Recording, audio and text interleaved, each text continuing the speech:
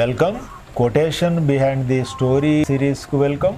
ఆలోచన అనే సబ్జెక్ట్లో ఇంకొక చిన్న అంశం గురించి ఒక కొటేషన్. ఒక వ్యక్తితో వ్యవహరించడంలో అంశాల వారీగా ఆలోచించడం మంచి పద్ధతి. నా ఫ్రెండ్ ఒక ఆయన ఉండేవాడు, సిగరెట్లు తెగ తాగేవాడు. మేమిద్దరం కలిసి మాట్లాడుకుంటే గంటల తరబడి మాట్లాడుకుంటే ఆయన చాలా సిగరెట్లు తాగేవాడు. ఒకరోజు 2 డబ్బాల రెడ్ విల్ సిగరెట్లు తాగాడు. ఒకరోజు ఉదయం 10 గంటల నుంచి సాయంత్రం 4 గంటల వరకు మేమిద్దరం కబుర్లు చెప్పుకుంటూ ఉంటే ఆయన తాగాడు. అంచేత ఆయన సిగరెట్లను మానమని నేను ఆయనకు సలహా ఇస్తే ఆయన చిరాకు పడ్డాడు. అంచేత నేను ఎన్నడూ కూడా ఆయనకు మళ్ళీ సిగరెట్లు మానేయమని చెప్పలేదు. ఆయన ఆ కారణంగా బాగా సిక్ అయ్యాడు. ఆయనకు ఆస్తమా జబ్బు వచ్చింది. ఆ తర్వాత డాక్టర్ వైద్యం చేశాడు.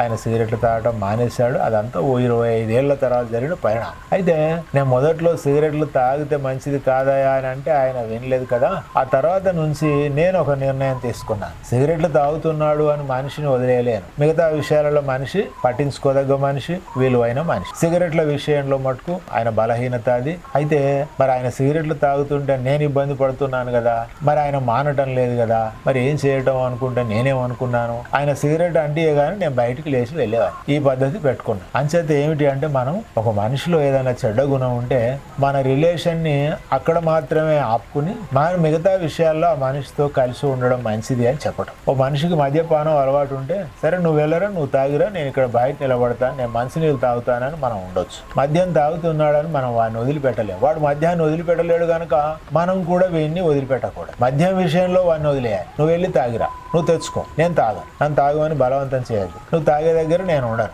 మనం వదిలేయాలి. అంచేత మనిషితో వ్యవహరించడంలో మనం అంశాల వారీగా ఆలోచిస్తే మంచిది. మనం ఏ విషయంతో కలవచ్చు ఈ మనిషితో, మనం ఏ విషయంతో కలవకూడదు ఈ మనిషితో అన్న వివేచన మనకు ఉండాలి. ఓ చెడ్డ అలవాటు ఉందని మనిషిని వదిలేయలేము. అట్లా అనుకుంటూ పోతే ఏ మనిషితో కూడా మనకు స్నేహం చేయడానికి వీల్లేదు. ప్రతి మనిషికి ఏదో ఒక బలహీనత ఉంటుంది, ప్రతి మనిషికి ఏదో ఒక దురలవాటు ఉంటుంది. అంచేత ఆ మనిషిలో ఉన్న దురలవాటుకు మనం దూరంగా ఉండాలి. వాళ్ళను దూరంగా ఉంచడానికి ప్రయత్నం చేయాలి. వాళ్ళు ఉండకపోతే ఆ దురలవాటుకు వాళ్ళు గురైనప్పుడు మనం కాస్త పక్కకు ఉండడం మంచిది. ఎందుకంటే వాళ్ళు మనం పక్కకు తెస్తే రారు, మనమే పక్కకు వచ్చి నిలబడాలి. కాసేపు వాడి కర్మ వాడు అనుభవిస్తాడు. మనం ఏం చేస్తాం?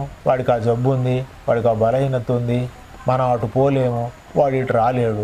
అలాగని సంబంధాన్ని మనం తెంచుకోలేము. అందుకని మనం ఏం చేస్తామంటే మనిషితో వ్యవహరించడంలో అంశాల వారీగా ఏ అంశంతో కలవచ్చు, ఏ అంశంతో కలవకూడదు ఆ మనిషితో అన్న లెక్కల ప్రకారం మనం పోతే మనం సంబంధాలను కూడా కాపాడుకున్న వాళ్ళం అవుతాము అని ఈ కొటేషన్ యొక్క అంతరార్థం. ఇది ఆలోచనకు సంబంధించిన ఒక కోణం. మనం ఇదే ఆలోచనకు సంబంధించి మనం తదుపరి కొటేషన్లో మళ్ళీ చెప్పుకోవచ్చు.